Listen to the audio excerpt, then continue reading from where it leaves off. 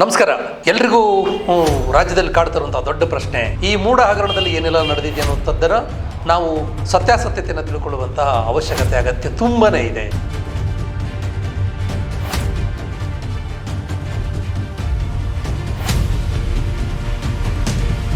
ನಾನು ಸದ್ಯದಲ್ಲಿ ಅರ್ಜಿ ಮತ್ತು ದಾಖಲಾತಿಗಳನ್ನು ಪರಿಶೀಲಿಸಿ ಮಾನ್ಯ ರಾಜ್ಯಪಾಲರು ಅವರ ವಿರುದ್ಧ ಕಾನೂನು ಕ್ರಮ ಕೈಗೊಳ್ಳೋದಕ್ಕೆ ಈ ದಿನ ಅನುಮತಿಯನ್ನು ಕೊಟ್ಟಿದ್ದಾರೆ.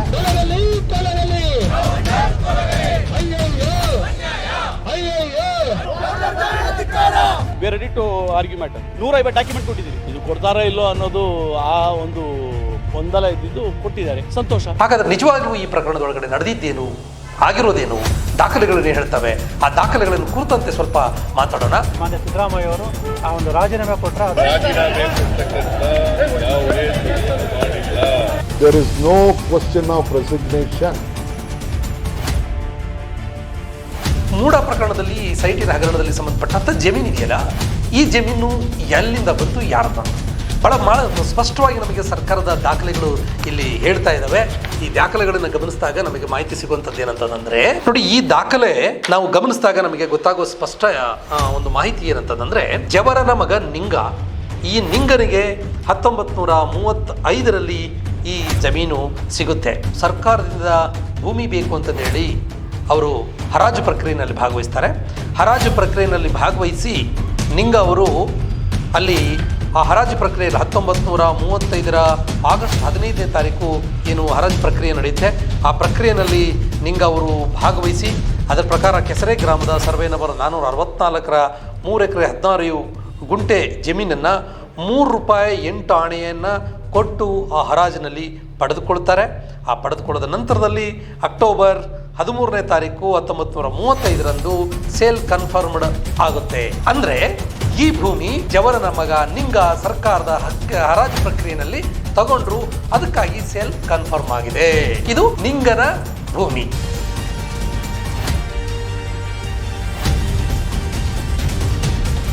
ನಂತರದಲ್ಲಿ ಬಹಳ ಮುಖ್ಯವಾಗಿ ಇಲ್ಲಿ ನಾವು ಗಮನಿಸಬೇಕಾಗಿರೋದು, ಈ ನಿಂಗ ಅವರಿಗೆ 3 ಜನ ಮಕ್ಕಳು. 3 ಜನ ಮಕ್ಕಳಲ್ಲಿ ಮೊದಲನೇವರು ಮಲ್ಲಯ್ಯ, ಎರಡನೇವರು ಮೈಲಾರಯ್ಯ, ಮೂರನೇವರು ಜೆ ದೇವರಾಜ್. 3 ಜನ ಮಕ್ಕಳಲ್ಲಿ ಮಲ್ಲಯ್ಯನವರಿಗೆ ವಾರಸುದಾರರಿಲ್ಲ. ಮೈಲಾರಯ್ಯನಿಗೆ ಅವರ ಮಗ ಮಂಜುನಾಥ ಸ್ವಾಮಿ ಅನ್ನೋರು ಇರ್ತಾರೆ, ಮತ್ತೆ ಅವರ ಹೆಂಡತಿ ಪುಟ್ಟರಂಗಮ್ಮ ಅಂತ ಹೇಳಿ ಇರ್ತಾರೆ, 45 ವರ್ಷದವರು. ಈ ಮಂಜುನಾಥ ಸ್ವಾಮಿ ಮತ್ತು ಪುಟ್ಟರಂಗಮ್ಮ ಸೇರಿಕೊಂಡು ದೇವರಾಜ್ ಅವರಿಗೆ ಈ ಸದರಿ ಭೂಮಿಯನ್ನ ಬಿಟ್ಟುಕೊಡ್ತಾರೆ. ಈ ಮಲ್ಲಯ್ಯ, ಮೈಲಾರಯ್ಯ, ಮಂಜುನಾಥ ಸ್ವಾಮಿ, ಪುಟ್ಟರಂಗಮ್ಮ ಸೇರಿಕೊಂಡು ಈ ಭೂಮಿಯನ್ನ ನಿಂಗನ 3ನೇ ಮಗ ದೇವರಾಜ್ ಅವರಿಗೆ ಇದನ್ನು ಬಿಟ್ಟುಕೊಡ್ತಾರೆ. ಕಾನೂನು ಪ್ರಕಾರ ಅವರ ಅನುಮೋದನೆಯನ್ನು ಕೊಡ್ತಾರೆ. ಆ ನಂತರದಲ್ಲಿ ಆ ಭೂಮಿ ದೇವರಾಜ್ ಅವರ ಹೆಸರಿಗೆ ಮೊಟೇಷನ್ ಆಗುತ್ತೆ. ಈ ದೇವರಾಜ್ ಅವರು ಈಗ ಮಲ್ಲಿಕಾರ್ಜುನ ಸ್ವಾಮಿ ಎನ್ನುವರಿಗೆ ಈ ಭೂಮಿಯನ್ನು 2004ರಲ್ಲಿ ಮಾರಾಟ ಮಾಡ್ತಾರೆ. ಹಾಗಾದ್ರೆ ಈ ಮಲ್ಲಿಕಾರ್ಜುನ ಸ್ವಾಮಿ ಯಾರು ಅನ್ನೋದೊಂದು ಪ್ರಶ್ನೆ ನಮಗೆಲ್ಲರಿಗೂ ಕಾಡ್ತಿರುತ್ತದೆ. ಮಲ್ಲಿಕಾರ್ಜುನ ಸ್ವಾಮಿಯವರು ಪಾರ್ವತಿಯವರ ಸಹೋದರ. ಪಾರ್ವತಿಯವರು ಅಂತ ಹೇಳಿದರೆ ಮಾನ್ಯ ಮುಖ್ಯಮಂತ್ರಿ ಸಿದ್ದರಾಮಯ್ಯನವರ ಧರ್ಮಪತ್ನಿ. ನಿಂಗವರ 3ನೇ ಮಗ ದೇವರಾಜ್ ಅವರು ಮತ್ತು ಅವರ ಧರ್ಮಪತ್ನಿ ಸರೋಜಮ್ಮ, ದೇವರಾಜ್ ಅವರ ಮಗಳು ಶೋಭಾ, ಮಗ ದಿನಕರ್ ರಾಜ್, ಮಗಳು ಪ್ರಭಾ, ಮಗಳು ಡಿ ಪ್ರತಿಭಾ, ಮಗ ಡಿ ಶಶಿಧರ್, ಇವರೆಲ್ಲರೂ ಸೇರಿಕೊಂಡು 2004ರಲ್ಲಿ ಈ ಭೂಮಿಯನ್ನ ಮಾರಾಟ ಮಾಡ್ತಾರೆ. ಅದಕ್ಕೆ ಸಂಬಂಧಪಟ್ಟಂಗೆ ಸ್ವತ್ತಿನ ಶುದ್ಧ ಕ್ರಯ ಪತ್ರಗಳು ಇರೋದನ್ನು ನಾವು ಈ ಸಂದರ್ಭದಲ್ಲಿ ಗಮನಿಸಬಹುದು. ನೋಡಿ, ಅವರೆಲ್ಲರೂ ಕೂಡ ಒಪ್ಪಿ ಈ ಭೂಮಿಯ ಮಾರಾಟದ ಪ್ರಕ್ರಿಯೆಗಳನ್ನೆಲ್ಲವನ್ನೂ ಮಾಡ್ತಾರೆ. ಎಷ್ಟು ಹಣಕಾಸಿಗೆ ಅದನ್ನು ಮಾರಾಟ ಮಾಡಿದ್ದಾರೆ ಅನ್ನುವಂಥದ್ದು ಕೂಡ ದಾಖಲೆಗಳು ಇವೆಲ್ಲವೂ ಕೂಡ ಇದ್ದಾವೆ. ಈ ಮೂಲಕ ನಮಗೆ ಗೊತ್ತಾಗೋದೇನಂತಂದ್ರೆ, ದೇವರಾಜ್ ಅವರಿಂದ 2004ರಲ್ಲಿ BM ಮಲ್ಲಿಕಾರ್ಜುನ ಸ್ವಾಮಿಯವರು ಭೂಮಿಯನ್ನು ಖರೀದಿ ಮಾಡಿದ್ದಾರೆ.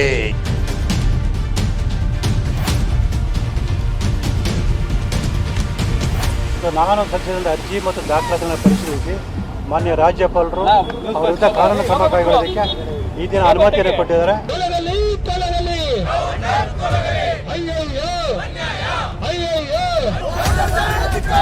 V are ready to argument. 150 document ಕೊಟ್ಟಿದ್ದೀವಿ. ಇದು ಕೊಡ್ತಾರಾ ಇಲ್ಲೋ ಅನ್ನೋದು ಆ ಒಂದು ಗೊಂದಲ ಇದ್ದಿದ್ದು ಕೊಟ್ಟಿದ್ದಾರೆ, ಸಂತೋಷ. ಈ BM ಮಲ್ಲಿಕಾರ್ಜುನ ಸ್ವಾಮಿಯವರು ಖರೀದಿ ಮಾಡಿದಂತಹ ಭೂಮಿಯನ್ನ 2010ರಲ್ಲಿ ತನ್ನ ಸಹೋದರಿ ಪಾರ್ವತಿ ಸಿದ್ದರಾಮಯ್ಯನವರಿಗೆ ದಾನ ಪತ್ರವನ್ನು ಮಾಡೋದ್ರ ಮುಖಾಂತರ ಆ ಭೂಮಿಯನ್ನು ಅವರಿಗೆ ಬಿಟ್ಟುಕೊಡ್ತಾರೆ. ಹೀಗೆ 2004ರಲ್ಲಿ ಭೂಮಿಯನ್ನು ಖರೀದಿ ಮಾಡಿದಂತಹ BM ಮಲ್ಲಿಕಾರ್ಜುನ ಸ್ವಾಮಿಯವರು ತಮ್ಮ ಸಹೋದರಿ ಪಾರ್ವತಿ ಸಿದ್ದರಾಮಯ್ಯನವರಿಗೆ 2010ರಲ್ಲಿ ದಾನಪತ್ರವನ್ನು ಮಾಡೋದ್ರ ಮುಖಾಂತರ ಈ ಭೂಮಿಯನ್ನು ಅವರಿಗೆ ಕೊಡ್ತಾರೆ. 2010 ಅಕ್ಟೋಬರ್ 8ನೇ ತಾರೀಕು ದಾನಪತ್ರವನ್ನು ನೋಂದಣಿ ಇಲಾಖೆಯಲ್ಲಿ ರಿಜಿಸ್ಟರ್ ಮಾಡ್ತಾರೆ. ಸಿದ್ದರಾಮಯ್ಯನವರ ಧರ್ಮಪತ್ನಿಯಾದ ಶ್ರೀಮತಿ BMC ಪಾರ್ವತಿಯವರಿಗೆ ಒಡ ಹುಟ್ಟಿದ ಅಣ್ಣ ಶ್ರೀ BM ಮಲ್ಲಿಕಾರ್ಜುನ ಸ್ವಾಮಿ ಆದ ನಾನು ಬರೆದುಕೊಟ್ಟ ದಾನಪತ್ರದ ಕ್ರಮವೇನೆಂದರೆ, ನೀನು ನನ್ನ ಒಡ ಹುಟ್ಟಿದ ತಂಗಿಯಾಗಿದ್ದು ನಿನ್ನ ಮೇಲೆ ನನಗಿರತಕ್ಕ ಪ್ರೀತಿ ವಿಶ್ವಾಸಗಳ ಸಲುವಾಗಿ ಶೆಡ್ಯೂಲ್ನಲ್ಲಿ ನಮೂದಿಸಿರುವ ಸ್ವತ್ತನ್ನು ನಿನಗೆ ದಾನವಾಗಿ ಕೊಡಬೇಕೆಂಬ ದೃಢ ಸಂಕಲ್ಪ ಮಾಡಿ ಈ ದಿನ ವಿಶಿಷ್ಟ ಹಕ್ಕುಗಳೊಡನೆ ನಾನು ಈ ಹಿಂದೆ ವಾಗ್ದಾನ ಮಾಡಿದಂತೆ ನಿನಗೆ ನಮ್ಮ ಕುಲದೇವರ ಪ್ರೀತ್ಯಾರ್ಥವಾಗಿ ದಾನವಾಗಿ ಕೊಟ್ಟಿರುತ್ತೇನೆ. ಹೀಗೆ BM ಮಲ್ಲಿಕಾರ್ಜುನ ಸ್ವಾಮಿಯವರು ಪಾರ್ವತಿ ಸಿದ್ದರಾಮಯ್ಯನವರಿಗೆ ಈ ಶೆಡ್ಯೂಲಲ್ಲಿರುವಂತಹ ಜಮೀನನ್ನು ತಂಗಿಗೆ ಪ್ರೀತಿಯ ಕಾರಣಕ್ಕಾಗಿ, ಗೌರವದ ಕಾರಣಕ್ಕಾಗಿ, ಪ್ರೀತಿಯ ಕಾರಣಕ್ಕಾಗಿ ಮತ್ತು ಆ ಭಾಗದಲ್ಲಿ ರೂಢಿಯಲ್ಲಿರುವಂತಹ ಕುಂಕುಮ ಬಳುವಳಿ ಎನ್ನುವಂತಹ ಆ ಒಂದು ಸಂಪ್ರದಾಯವನ್ನು ಸೇರಿಕೊಂಡ ಹಾಗೆ ಈ ಭೂಮಿಯನ್ನು ಅವರಿಗೆ ವರ್ಗಾವಣೆ ಮಾಡ್ತಾರೆ. ಅದರಂತೆ ಮೊಟೇಷನ್ ಆಗ್ತದೆ, ಅದು ಕಾನೂನುಬದ್ಧವಾಗಿ ರಿಜಿಸ್ಟ್ರೇಷನ್ ಆಗುತ್ತೆ. ಮಾನ್ಯ ಸಿದ್ದರಾಮಯ್ಯ ಅವರು ಆ ಒಂದು ರಾಜೀನಾಮೆ ಕೊಟ್ಟರೆ There is no question of resignation. ಈ ನಂತರದಲ್ಲಿ ಗಮನಿಸಬೇಕಾಗಿರುವಂಥ ಪ್ರಕ್ರಿಯೆ ಬಹಳ ಮುಖ್ಯವಾಗಿರುವಂಥದ್ದು. ಮೈಸೂರು ನಗರ ಅಭಿವೃದ್ಧಿ ಆಗ್ತಾ ಇರುತ್ತೆ, ಬೆಳೀತಾ ಇರುತ್ತೆ. ಸರ್ಕಾರಿ ಅಥವಾ ಕೃಷಿ ಭೂಮಿಯನ್ನು ಸ್ವಾಧೀನಪಡಿಸಿಕೊಂಡು ಅವುಗಳನ್ನು ನಿವೇಶನಗಳನ್ನಾಗಿ ಮಾಡುವುದು, ಹಂಚುವಂಥ ಪ್ರಕ್ರಿಯೆಗಳು ಯಾವತ್ತಿನಿಂದಲೂ ಕೂಡ ಜಾರಿಯಲ್ಲಿರ್ತವೆ. ಅಂತೆಯೇ ಈ ಸರ್ವೆ ನಂಬರಿನ ಭೂಮಿಯನ್ನು ಕೂಡ ಸರ್ಕಾರ ನಿವೇಶನಕ್ಕಾಗಿ ಸ್ವಾಧೀನ ಮಾಡಿಸ್ಕೊಳ್ಳುವಂತಹ ಪ್ರಕ್ರಿಯೆ ನಡೆಯುತ್ತದೆ. ಒಂದು ಹಂತದವರೆಗೆ ಈ ಭೂಮಿಯನ್ನು ಸ್ವಾಧೀನ ಪಡ್ಕೋಬಾರ್ದು ಅನ್ನುವಂತಹ ಒತ್ತಡಗಳು ಇದ್ದಾಗಲೂ ಕೂಡ ಎಲ್ಲ ಹಂತದಲ್ಲಿ ವಿವಿಧ ಅರ್ಜಿಗಳನ್ನೆಲ್ಲವನ್ನೂ ಕೂಡ ಗಮನಕ್ಕೆ ತಗೊಂಡು 2014ರಲ್ಲಿ ಮೈಸೂರು ನಗರಾಭಿವೃದ್ಧಿ ಪ್ರಾಧಿಕಾರ ಈ ಭೂಮಿಯನ್ನು ತನ್ನ ವಶಕ್ಕೆ ಸ್ವಾಧೀನ ಮಾಡಿಕೊಳ್ಳುತ್ತೆ. ಇದನ್ನು ನಿವೇಶನವಾಗಿ ಮಾಡಿ ಹಂಚುವಂಥ ಪ್ರಕ್ರಿಯೆಯನ್ನು ಚಾಲನೆ ಕೊಡುತ್ತೆ. ಮೈಸೂರು ನಗರಾಭಿವೃದ್ಧಿ ಪ್ರಾಧಿಕಾರ ನಿವೇಶನಗಳನ್ನು ಮಾಡುವಂತಹ ಉದ್ದೇಶಕ್ಕಾಗಿ ಏನು ಈ ಭೂಮಿಯನ್ನು ಸ್ವಾಧೀನ ಪಡ್ಕೊಳ್ಳುವಂಥ ಪ್ರಕ್ರಿಯೆಯನ್ನು ವಿವಿಧ ಹಂತಗಳಲ್ಲಿ ಪ್ರಾರಂಭ ಮಾಡಿತು. ಆ ವಿವಿಧ ಹಂತಗಳಲ್ಲಿ ಮಾಡಿದಂಥ ಸಂದರ್ಭದಲ್ಲಿ ಮೈಸೂರು ನಗರಾಭಿವೃದ್ಧಿ ಪ್ರಾಧಿಕಾರದ ಭಾಗವಾಗಿ ಅನೇಕ ಜನ ವಿವಿಧ ಪಕ್ಷಗಳ ಮುಖಂಡರು ಇದ್ದದ್ದನ್ನು ಗಮನಿಸಬೇಕಾಗುತ್ತೆ. ಇಲ್ಲಿ ನೀವು ಗಮನಿಸಬಹುದು ಎಂತೆಂಥ ಘಟಾನುಘಟಿಗಳು ಮೈಸೂರು ನಗರಾಭಿವೃದ್ಧಿ ಪ್ರಾಧಿಕಾರದಲ್ಲಿ ಇದ್ದರು ಅನ್ನೋದನ್ನು.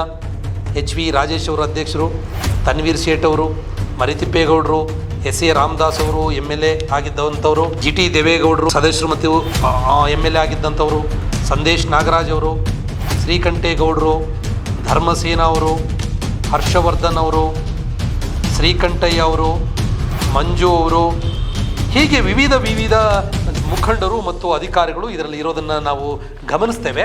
ಹೀಗೆ ವಿವಿಧ ಪ್ರಕ್ರಿಯೆಗಳನ್ನು ಮಾಡೋದ್ರ ಮುಖಾಂತರ ಮೈಸೂರು ನಗರಾಭಿವೃದ್ಧಿ ಪ್ರಾಧಿಕಾರ ಈ ನಿವೇಶನಗಳನ್ನೆಲ್ಲವನ್ನು ಮಾಡಿ ಹಂಚಿ ಅದನ್ನು ಜಾರಿಗೊಳಿಸಿದ್ದನ್ನು ನೋಡುತ್ತೇವೆ. ಹೀಗೆ ತಮ್ಮ ಜಮೀನನ್ನು ಕಳೆದುಕೊಂಡಿದ್ದಂತಹ ಪಾರ್ವತಿಯವರು ಪರಿಹಾರವನ್ನು ಕೋರಿ ಮೈಸೂರು ನಗರಾಭಿವೃದ್ಧಿಕಾರಕ್ಕೆ ಹಲವಾರು ಪತ್ರಗಳನ್ನು ಬರೆದು ವಿನಂತಿಯನ್ನು ಮಾಡ್ತಾರೆ. 2014ರಲ್ಲಿ ಭೂ ಸ್ವಾಧೀನ ಅಧಿಸೂಚನೆಯಿಂದ ಕೈಬಿಟ್ಟ ಜಾಗವನ್ನು ಸೇರಿಸಿ ನಿವೇಶನ ಹಂಚಿದ್ದರಿಂದ ಪರಿಹಾರವನ್ನು ಕೋರಿ ಶ್ರೀಮತಿ BM ಪಾರ್ವತಿ ಅವರು ಮೂಡ ಅಧ್ಯಕ್ಷರಿಗೆ ಮತ್ತು ಜಿಲ್ಲಾಧಿಕಾರಿಗಳಿಗೆ ನೀಡಿದ ಮನವಿ ಪತ್ರವನ್ನು ನಾವು ಇದರಲ್ಲಿ ದಾಖಲೆಗಳಲ್ಲಿ ಗಮನಿಸಬಹುದು.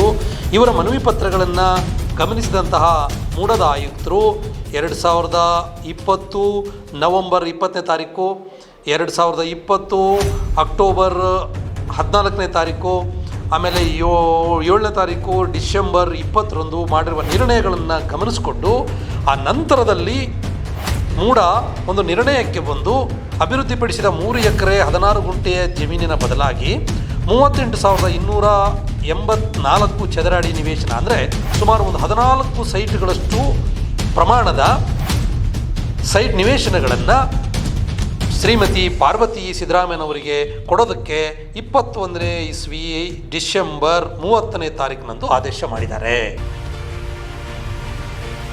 ನಾನು ಸಲ್ಲಿಸಿದ ಅರ್ಜಿ ಮತ್ತು ದಾಖಲಾತಿಗಳನ್ನು ಪರಿಶೀಲಿಸಿ ಮಾನ್ಯ ರಾಜ್ಯಪಾಲರು ಅವರ ವಿರುದ್ಧ ಕಾನೂನು ಕ್ರಮ ಕೈಗೊಳ್ಳೋದಕ್ಕೆ ಈ ದಿನ ಅನುಮತಿಯನ್ನು ಕೊಟ್ಟಿದ್ದಾರೆ.